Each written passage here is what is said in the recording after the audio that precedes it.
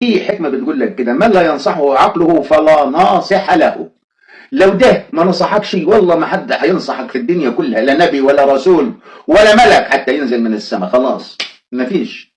ده ربنا ادانا ده عشان هو اللي ينصحنا. احنا كلنا على بعض لو وقفنا قدام المراية وبصينا لأنفسنا بعمق هنحس ان احنا خشب مسندة، ان احنا اصلا يعني اشياء خاوية.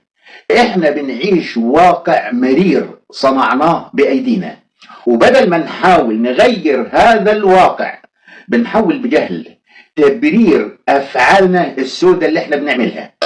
بالظبط انا قلت مرات عديده زي الست اللي ولدها الصغير يتبرز على الارض فتروح جايبه وعاء كده وتحطه فوق البراز عشان تداريه.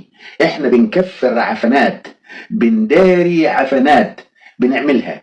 وظهرت بيننا بدعه في هذه الايام ملأت الشاشات. البدعه دي هي انه التدين واللحيه والحجاب هو سبب تاخر هذه الامه وهذه المنطقه.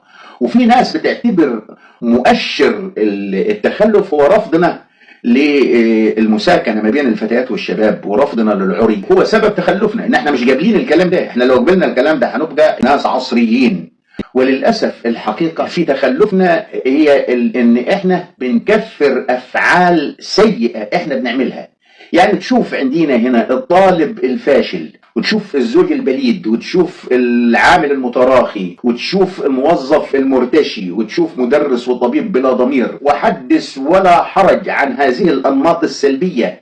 ده حتى العبيط في المنطقة العربية بتاعتنا دي بيداري عبطه او بيكفر عبطه بانه يعمل نفسه درويش ويقعد يتطوع في حلقات الذكر. من يومين ثلاثه كده واحد قال لي كلام فيه اسقاط علي انا، لاني انا ما حدش بيتفرج على قناتي. قال لي تتخيل لو ان رسول الله صلى الله عليه وسلم يعني بعث في هذا الزمان، هل كان يعني هيستخدم ويستعين بالسوشيال ميديا في تبليغ ما اتى به او تبليغ رسالته؟ فقلت له احتمال كبير انه كان هيستعين بهذه التقنيه وانه كان هيستفيد منها في تبليغ الرساله. فقال لي بس المحتوى اللي بتصنعه الناس على السوشيال ميديا محتاج مستهلكين، ولرغبة صناع المحتوى في جذب مستهلكين او متابعين اي محتوى عملوا له ضجيج ترفيهي غطى على صوت العقل. فقال لي لو الرسول عليه الصلاه والسلام وجد في هذا الزمان علشان يبلغ رسالته او يبلغ ما اتى به كان لابد انه يبلغها باسلوب مثلا الدحيح او على نمط ديشه او بيشه. قال لي اسم كده انا مش عارفه.